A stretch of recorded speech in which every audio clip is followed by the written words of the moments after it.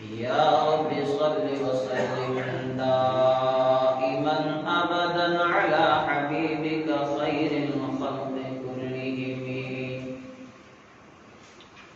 يا رب صل وسلم دائما أبدا على حبيبك خير الخلق كلهم. يا رب صل وسلم دائما أبدا على حبيبك خير الخلق كلهم. أما بعد، قال الله تبارك وتعالى في القرآن المجيد: أعوذ بالله من الشيطان الرجيم. بسم الله الرحمن الرحيم. إنا نحن نزلنا الذكر وإنا له لحافظون. صدق الله العظيم.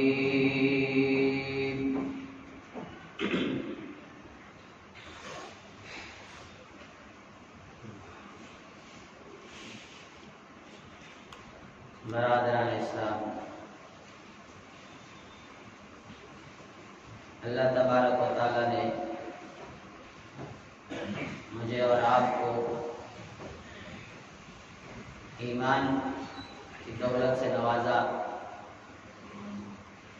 اور اپنے محبوب رحمت دو عالم صلی اللہ علیہ وسلم کی امتی ہونے کا شرف عطا کیا، اور ہماری رہبری کے لیے، ہماری رہنمائی کے لیے اللہ تبارک و تعالی نے قرآن کریم جیسی مقدس کتاب میں عطا کی، جو قیامت تک آنے والے انسانوں کے لیے رہنما ہے، جو قیامت تک آنے والے انسانوں کے لیے رہبری کا کام کرے گی، رحمت دو عالم صلی اللہ علیہ وسلم کے معجزات میں سے زندہ جاوید معجزہ ہے جو قیامت تک باقی رہے گا۔ پروردگار نے اس کتاب کے ذریعے سے اپنے بندوں کی رہنمائی کی، زندگی کے ہر میدان میں، زندگی کے ہر شعبے میں قرآن کریم ہماری رہنمائی کرتا ہے، ہماری رہبری کرتا ہے کہ ہم نے کس طرح زندگی گزارنی ہے۔ اور پروردگار نے اعلان کیا: إِنَّ هَذَا الْقُرْآنَ يَهْدِي لِلَّتِي هِيَ أَقْوَمُ۔ میں اس قرآن کے ذریعے سے ہدایت ملتی ہے۔ اللہ نے اس کتاب کو لوگوں کی ہدایت کے لیے بھیجا۔ اس کتاب کو اللہ رب العالمین نے اس لیے بھیجا تاکہ جو لوگ جہالت کے اندھیرے میں پھنسے ہوئے ہیں، جو لوگ شرک اور گمراہی کے اندھیرے میں ڈوبے ہوئے ہیں، ان تمام لوگوں کو جہالت کے اندھیرے سے نکالا جائے اور انہیں ایمان کی روشنی میں لایا جائے، انہیں گمراہی سے نکال کر ہدایت کی راہ پر لگایا جائے۔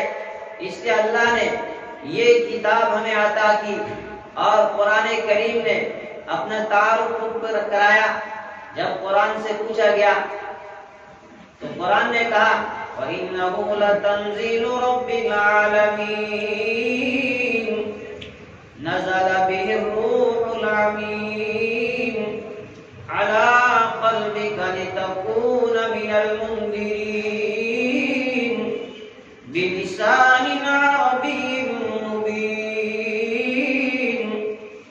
اللہ کا قرآن کو کہتا ہے وَإِنَّهُ لَتَنزِيلُ رَبِّ الْعَالَمِينَ۔ لوگوں، یہ کسی بشر کا بنایا ہوا کلام نہیں، یہ کسی انسان کا بنایا ہوا کلام نہیں. وَإِنَّهُ لَتَنزِيلُ رَبِّ الْعَالَمِينَ، یہ جہانوں کے پروردگار کی طرف سے نازل کیا ہوا کلام ہے. میں کیسے نازل ہوا؟ میں جبرائیل علیہ السلام کے واسطے سے اللہ نے اس کو نازل کیا. نزل به الروح الامین، اس قرآن کو لے کر جبرائیل آئے اور کس کو سپرد کیا گیا؟ کس پر اس قرآن کو نازل کیا گیا؟ علی قلبک لتکون من المنذرین، رحمت دو عالم صلی اللہ علیہ وسلم کے سینے میں اس کو نازل کیا گیا ہے. کس نے نازل کیا؟ تاکہ آپ قیامت تک کے آنے والے انسانوں کو اس سے آگاہ کر دیں، آپ ان کو ڈرائیں. بلسان عربی مبین، اللہ کا قرآن کہتا ہے کہ مجھے اللہ نے عربی زبان میں نازل کیا ہے. اور یہی وہ قرآن ہے جب اس کو پہاڑوں کے سامنے پیش کیا گیا، جب اس کو زمین کے سامنے پیش کیا گیا، جب اس کو آسمان کے سامنے پیش کیا گیا، وہ منظر پروردگار نے بیان کیا. اِنَّا عَرَضْنَا الْأَمَانَةَ عَلَى السَّمَاوَاتِ وَالْأَرْضِ وَالْجِبَالِ فَأَبَيْنَ أَن يَحْمِلْنَهَا وَأَشْفَقْنَ مِنْهَا وَحَمَلَهَا الْإِنسَانُ إِنَّهُ كَانَ ظَلُومًا جَهُولًا. اللہ خود کہتا ہے اِنَّا عَرَضْنَا الْأَمَانَةَ عَلَى السَّمَاوَاتِ وَالْأَرْضِ، بے شک ہم نے اس امانت کو زمین کے سامنے پیش کر دیا، آسمانوں کے سامنے پیش کر دیا، پہاڑوں کے سامنے پیش کر دیا. عَلَى السَّمَاوَاتِ وَالْأَرْضِ وَالْجِبَالِ فَأَبَيْنَ أَن يَحْمِلْنَهَا، پہاڑوں نے بھی انکار کر دیا، زمین نے بھی انکار کر دیا، آسمانوں نے بھی انکار کر دیا کہ ہم یہ بوجھ اٹھا نہیں سکتے ہیں. پھر اس بوجھ کو اٹھایا کس نے؟ وَحَمَلَهَا الْإِنسَانُ، انسان نے اس بوجھ کو اٹھایا. دوسری جگہ فرمایا لَوْ أَنزَلْنَا هَذَا الْقُرْآنَ عَلَى جَبَلٍ لَرَأَيْتَهُ خاشعا متصدعا من خشیت اللہ. اور لوگوں ہم نے اگر یہ قرآن کسی پہاڑ کے اوپر نازل کیا ہوتا لَرَأَيْتَهُ خاشعا متصدعا من خشیت اللہ، تو تم اس پہاڑ کو ریزہ ریزہ ہوتے دیکھتے اللہ کے خوف سے. میں وہ بھی اس قرآن کو برداشت نہ کر پاتا، اس پہاڑ کے بھی ٹکڑے ٹکڑے ہو جاتے، اس پہاڑ کے بھی ریزے ریزے ہو جاتے. لیکن اللہ رب العالمین نے یہ نعمت انسان کو دی. جبرائیل علیہ السلام کے ذریعے سے اللہ رب العالمین نے یہ قرآن پاک رحمت دو عالم صلی اللہ علیہ وسلم کے اوپر اتارا. کبھی ایک آیت اترتی، کبھی دو آیتیں، کبھی ایک سورت. اور پھر رحمت دو عالم صلی اللہ علیہ وسلم اس قرآن پاک کو یاد کرتے اور پھر صحابہ کرام رضوان اللہ تعالی علیہم اجمعین کو قرآن کریم کے لکھنے کا حکم دیتے اور صحابہ کرام قرآن پاک کو لکھتے. حضرت زید بن ثابت رضی اللہ تعالی عنہ، حضرت معاویہ رضی اللہ تعالی عنہ اور بھی کچھ صحابہ، ابی بن کعب رضی اللہ تعالی عنہ جو کاتبین وحی میں شمار کیے جاتے ہیں. اللہ کے رسول صلی اللہ علیہ وسلم انہیں پورا حکم دیتے تھے یہ قرآن پاک کی آیت ہے، اس آیت کو فلاں سورت میں فلاں جگہ رکھو اور وہاں پر اس کو لکھو. اور اس وقت پھر کسی نے کھجور کے جو ہے درخت کے پتوں کے اوپر لکھا، کسی نے لکڑی کے اوپر، کسی نے کسی چیز کے اوپر لکھا، کسی نے چمڑے کے اوپر اس قرآن کو لکھا. اور اس طرح ایک تو سینہ بسینہ یہ منتقل ہوتا گیا، لوگوں نے اس کو یاد کیا. خود حضرت زید بن ثابت رضی اللہ تعالی عنہ، ابی بن کعب رضی اللہ تعالی عنہ قرآن کریم لکھتے بھی تھے اور قرآن کریم کے حافظ بھی تھے. جو قرآن پاک کا حصہ نازل ہوتا تھا اس کو یہ یاد بھی کرتے تھے. رحمت دو عالم صلی اللہ علیہ وسلم نے ایک بڑی تعداد ایسی تیار کی جنہوں نے قرآن پاک کو اپنے سینوں میں محفوظ کر لیا اور آپ نے ساتھ ساتھ لکھنے کا حکم بھی دیا.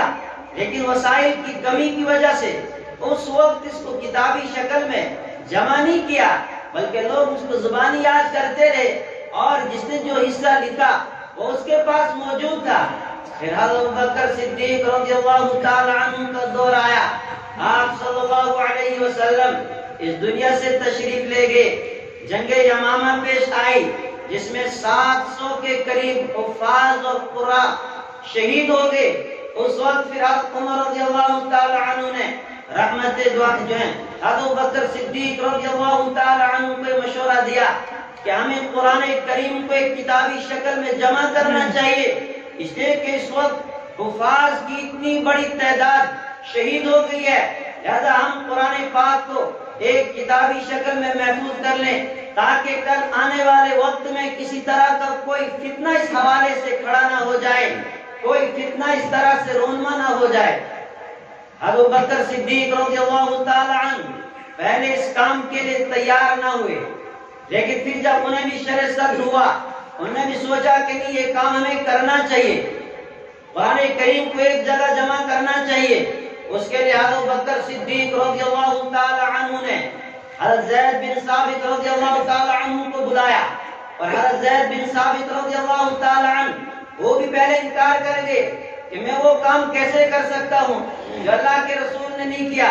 جس کام کے کرنے سے ابو بکر نے پہلے انکار کیا، لیکن پھر جب ان دونوں حضرات نے حضرت بکر اور عمر رضی اللہ تعالی عنہ نے سمجھایا اور انہیں بھی شرع صدر ہو گیا کہ ہاں یہ کام کرنا چاہیے، تو پھر وہ بھی اس کام کے لیے تیار ہو گئے.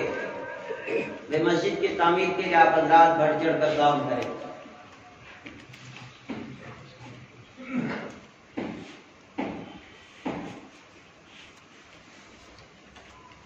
لیکن اس کے لیے شرائط رکھی گئی. ایسا نہیں کہا گیا کہ زید بن ثابت رضی اللہ تعالی عنہ قرآن پاک کے حافظ ہیں اور ان سے کہہ دیا گیا ہو کہ تم حافظ ہو، تمہیں پورا قرآن پاک یاد ہے اور اب اس کو لکھتے جاؤ. نہیں، ایسے شرائط اس قرآن کریم کو جمع کرنے کے لیے مقرر کیے گئے کہ اس طرح کی شرائط دنیا کی کسی کتاب کو لکھنے کے لیے یا اس کو جمع کرنے کے لیے اس طرح کی شرائط نہیں رکھی گئی. اعلان کروا دیا گیا کہ جس کے پاس قرآن پاک کا جو ٹکڑا موجود ہے اس تمام کو جمع کیا جائے اور پھر ایک کمیٹی تشکیل دے دی گئی جس میں سارے کے سارے حضرات حفاظ تھے. ان کی ایک کمیٹی بنائی گئی کہ تمہارے پاس جو بھی قرآن پاک کا حصہ آئے گا تم اس کو لکھو گے، پہلے اس کو دیکھو اور پھر اس کو ملاؤ اور اس کے بعد پھر جو بھی قرآن پاک کا کوئی حصہ لے کر آئے گا اس کے اوپر تحریری طور پر بھی 2 گواہیاں ہونی چاہیے اور زبانی طور پر بھی 2 گواہیاں کہ یہ اللہ کے رسول صلی اللہ علیہ وسلم نے لکھوایا تھا.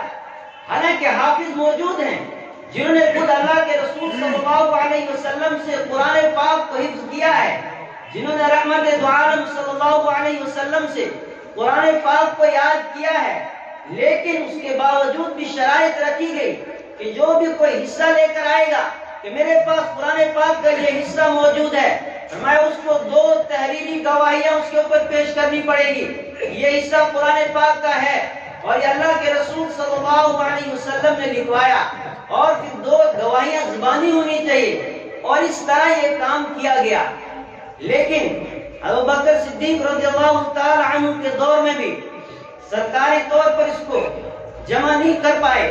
پھر حضرت عثمان غنی رضی اللہ تعالی عنہ نے، چونکہ ابوبکر صدیق رضی اللہ تعالی عنہ نے جو لکھایا اور پھر اس کے بعد عمر رضی اللہ تعالی عنہ کا دور آیا، اسلام دور دور تک پھیلا، باہر ملکوں میں پھیلا اور وہاں کے لوگ بھی صحابہ کرام رضوان اللہ تعالی علیہم اجمعین سے قرآن سیکھنے لگے اور صحابہ نے مختلف قراتوں میں اللہ کے رسول صلی اللہ علیہ وسلم سے قرآن سیکھا تھا. جس نے جس قرات میں سیکھا تھا انہوں نے اسی انداز میں لوگوں کو سکھایا۔ اب حضرت عثمان غنی کا جب دور آیا تو ہر آدمی اپنی والی قرات کو ترجیح دینے لگا اور اسی کو حق سمجھنے لگا اور دوسرے کو غلط سمجھنے لگا۔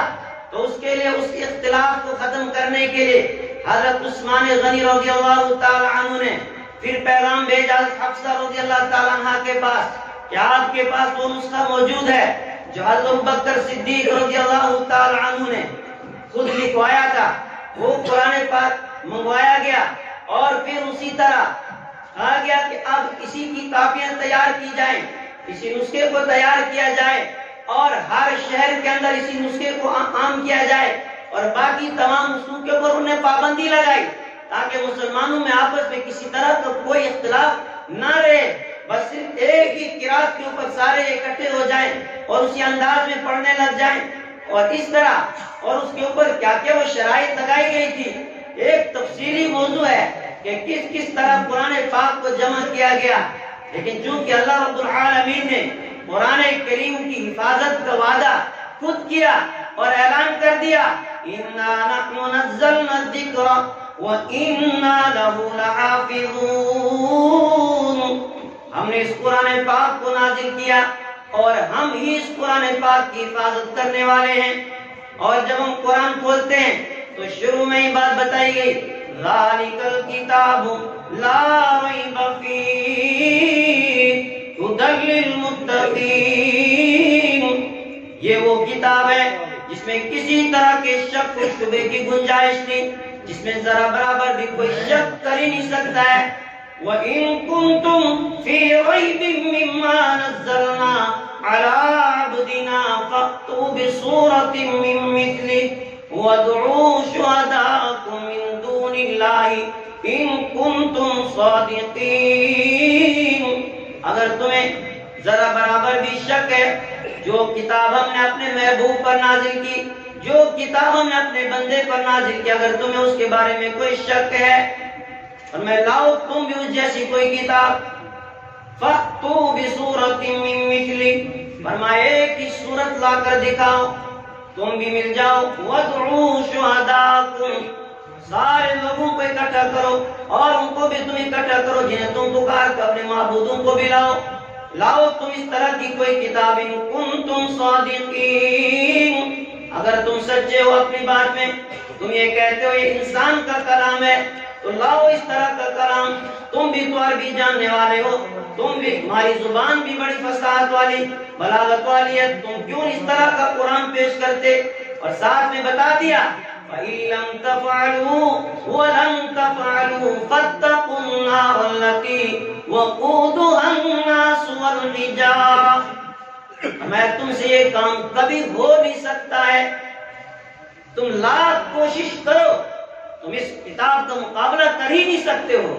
قُل لَّئِنِ اجْتَمَعَتِ الْإِنسُ وَالْجِنُّ عَلَىٰ أَن يَأْتُوا بِمِثْلِ هَٰذَا الْقُرْآنِ، بِمِثْلِ هَٰذَا الْكِتَابِ، کہ اگر سارے انسان اکٹھے ہو جائیں، اگر سارے جنات اکٹھے ہو جائیں اور وہ یہ کوشش کریں کہ ہم اس طرح کی کوئی کتاب پیش کر سکیں، ہمیں نہیں کر سکتے ہیں۔ اور یہ چیلنج قیامت تک کے لیے اللہ نے دیا، ہر دور میں لوگوں نے کوشش کی لیکن ناکام رہے، نہیں اس طرح کی کتاب لوگوں کے سامنے لا پائے، نہیں اس طرح کا کلام پیش کر پائے، اس لیے کہ اللہ نے اعلان کر دیا تھا وَمَا هُوَ بِقَوْلِ الشَّاعِرِ، یہ کسی شاعر کا کلام نہیں ہو سکتا ہے، یہ رب العالمین کا کلام ہے، تنزیل من رب العالمین، یہ رب العالمین کا کلام ہے۔ فرمائے اللہ رب العالمین نے خود اس کلام کی حفاظت کا وعدہ کیا ہے۔ اور پھر تاریخ اٹھا کر آپ دیکھیں، ہر دور میں کوششیں ہوتی رہی اس قرآن پاک کو مٹانے کی، اس قرآن پاک کو دبانے کی اور لوگوں کے ذہنوں کے اندر شکوک اور شبہات پیدا کرنے کی۔ ہر دور میں لوگوں نے قرآن پاک کے اوپر اعتراضات کیے لیکن ناکام رہے وہ اپنی تمام سازشوں میں، ناکام ہو گئے وہ اپنے تمام منصوبوں میں، اس لیے کہ رب العالمین کی کتاب ہے جس کی حفاظت کا وعدہ خود اللہ نے کیا۔ ورنہ آپ تاتاریوں کا وہ دور یاد کیجئے، آپ تاریخ اٹھا کر دیکھیے کہ کتنے کتب خانے جو اس وقت دریا برد کر دیے گئے، قرآن پاک کے سارے نسخے دریا برد کر دیے گئے، دریا میں ڈالے گئے، سمندر صحیح میں تبدیل ہو گیا، لیکن کیا قرآن پاک کو وہ لوگ مٹا سکے؟ نہیں مٹا سکتے ہیں۔ اور قیامت تک کے لیے تمام طاغوت اگر اکٹھے ہو جائیں، تمام دجال اگر اکٹھے ہو جائیں اور وہ یہ سوچیں کہ ہم اس قرآن پاک کو مٹا دیں، اس قرآن پاک کو مسلمانوں سے چھین لیں، صبح قیامت تک کوئی بھی ماں کا لال ایسا پیدا نہیں ہوا اور نہ ہوگا کہ جو مسلمانوں سے ان کی اس کتاب کو لے لے یا اس قرآن پاک کے اندر کسی زیر کے اندر کوئی تبدیلی لائے، کسی ایک نقطے میں کوئی تبدیلی لائے۔ اگر آپ کتابوں کو چھیننا چاہیں تو چھین لے، آپ کمپیوٹر سے ڈیلیٹ کرنا چاہیں تو ڈیلیٹ کر دے، لیکن ان کروڑوں انسانوں کے سینوں کو کیا کریں گے جن سینوں کے اندر یہ قرآن پاک اسی طرح محفوظ ہے جس طرح اللہ نے اس کو عرش سے نازل کیا تھا۔ اللہ نے اس کی حفاظت کے لیے ایک معصوم سے بچے کو اٹھایا، 7 سال 8 سال کا بچہ قرآن پاک کو اپنے سینے کے اندر محفوظ کر لیتا ہے۔ آج اگر کوئی ملعون اٹھ کر یہ کہہ دے کہ قرآن پاک کی آیات ہیں جن کے ذریعے سے دنیا کے اندر دہشت گردی کا پیغام جاتا ہے، لہذا ان آیات کو قرآن سے الگ کر دیا جائے، ان کو آپ یہ پیغام پہنچا دو کہ ابو جہل بھی اس قرآن کو مٹانے کے لیے نکلا تھا لیکن وہ اس قرآن کو نہیں مٹا پایا۔ ابو جہل مٹ گیا، اس کا نام و نشان ختم ہو گیا، عتبہ آ گیا تھا، شیبہ آ گیا تھا، بڑے بڑے جابر اور ظالم آئے تھے لیکن وہ بھی اس قرآن پاک کو مٹا نہیں پائے۔ لہذا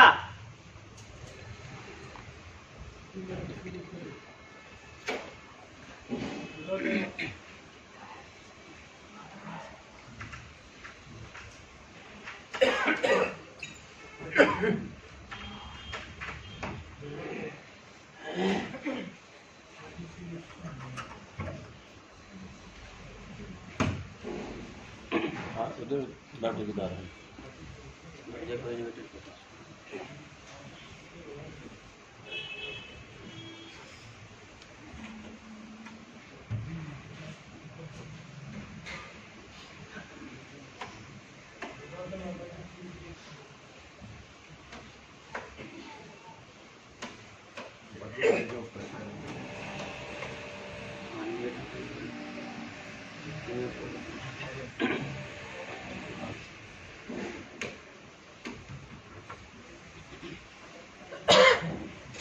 اس سے پہلے بڑے بڑے جابر آئے، بڑے بڑے ظالم آئے جن نے اس قرآن پاک کو مٹانے کی کوشش کی لیکن وہ خود مٹ گئے۔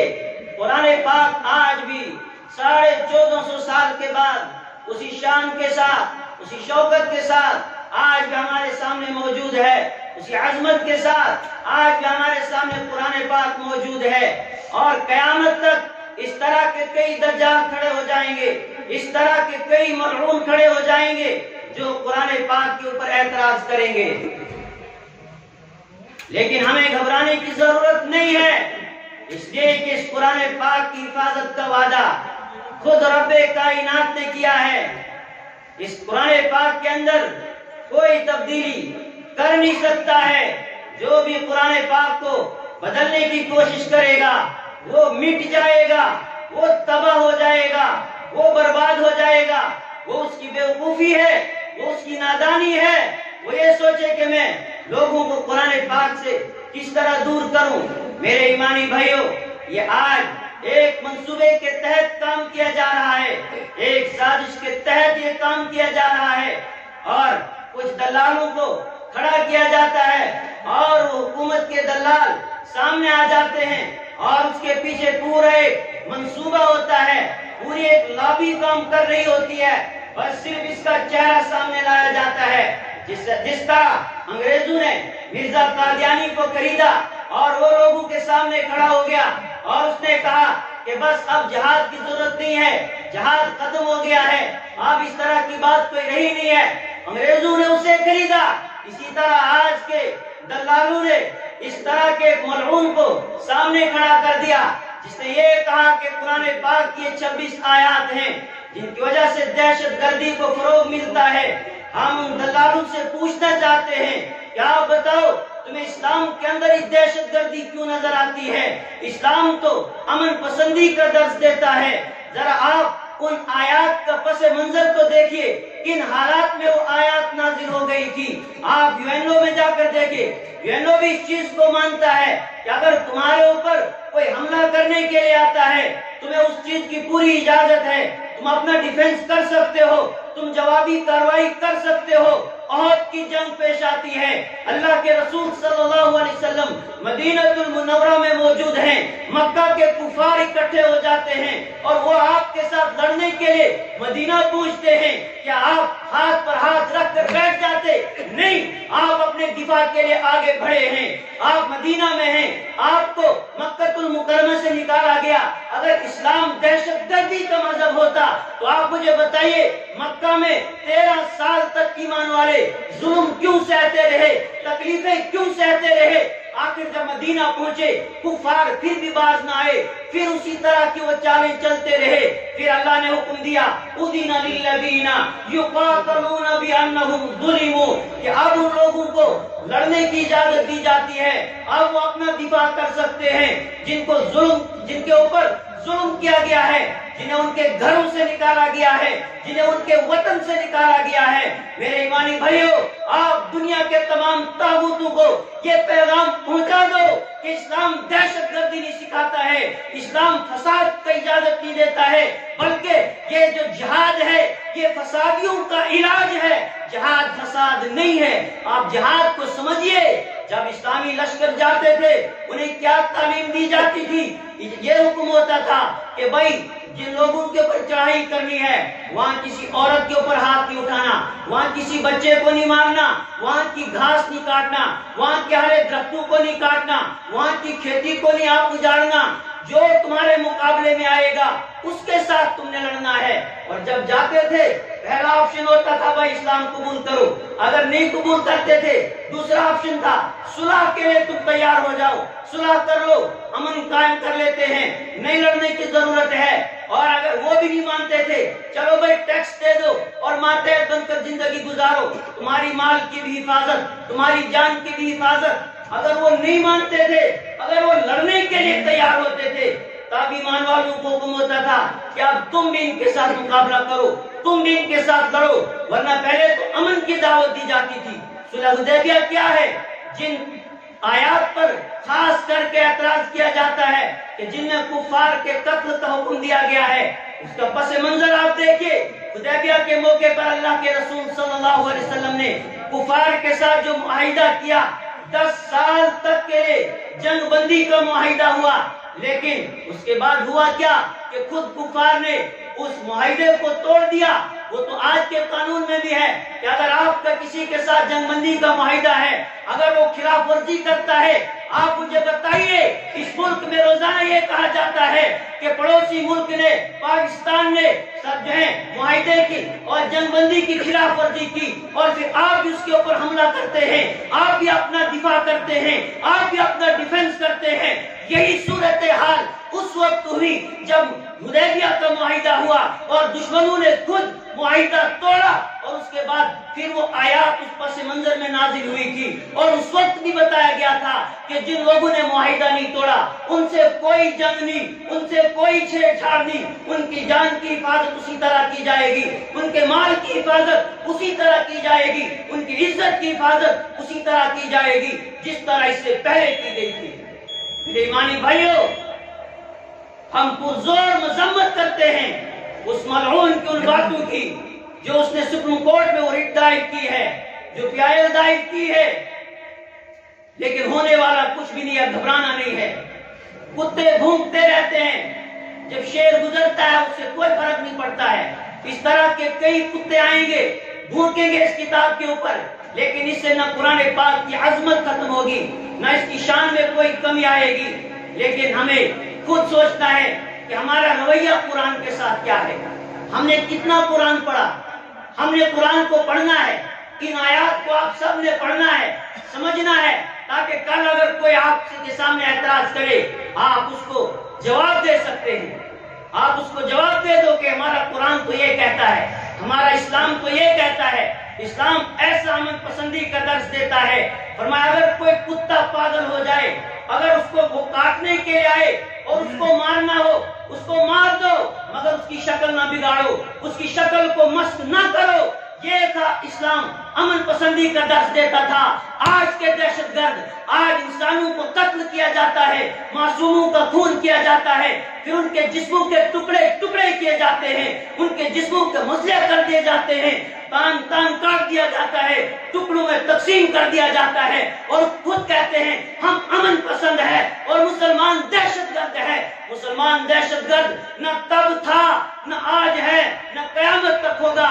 ہم نے ہمیشہ امن کو پسند کیا ہے اور اسلام نے ہمیشہ امن کا درس دیا ہے, اور آج بھی ہم وہی امن چاہتے ہیں, اسی کا ہم درس دیتے ہیں. اور اس طرح کے بیانات دے کر یہ مسلمانوں کے جذبات کو ٹھیس پہنچانا تاکہ مسلمان اشتعال میں آئے اور پھر یہ فتنہ کریں, فساد کریں, پھر یہ دنیا کو دکھائیں یہ دیکھو مسلمان فسادی ہے. میرے ایمانی بھائیو, آپ نہ گھبراؤ, ہمارے ساتھ اللہ ہے, اللہ اس قرآن کی حفاظت کرے گا. بس ہم نے اپنے آپ کو اس قرآن کے قریب کرنا ہے اور اس کو سمجھنا ہے. اللہ تبارک و تعالی مجھے بھی اور آپ کو بھی قرآن پاک کی صحیح سمجھ عطا فرمائے. وآخر دعوانا الحمدللہ.